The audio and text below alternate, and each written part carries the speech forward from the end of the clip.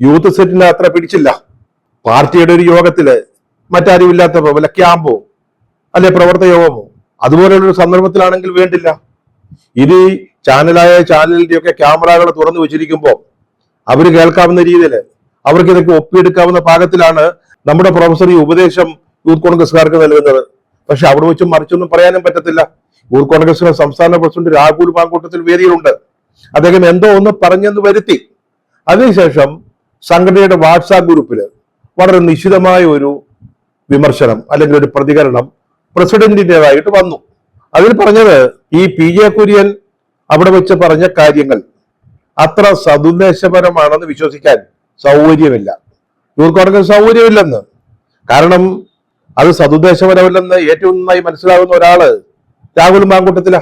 രാഹുലും കൂടെ പങ്കെടുത്ത് നേരത്തെ നടന്ന പത്തനംതിട്ടയിലെ കോൺഗ്രസിന്റെ പ്രമുഖ നേതാക്കളുടെ ഒരു യോഗത്തിൽ അവിടെ ചില നേതാക്കൾ തമ്മിൽ ചില സംഘർഷം ഉണ്ടായതാ, വാക്കുകൾ കൊണ്ടൊന്ന് കൊരുത്തതാ.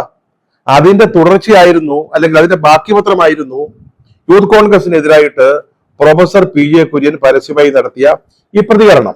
അത് രാഹുലിനാണല്ലോ ഏറ്റവും നന്നായിട്ട് അറിയാവുന്നത്. അതുകൊണ്ടാണല്ലോ അത് സതുദ്ദേശപരമാണെന്ന് വിശ്വസിക്കാൻ ഞങ്ങൾക്ക് സൗകര്യമില്ല എന്ന് അദ്ദേഹം പറഞ്ഞത്.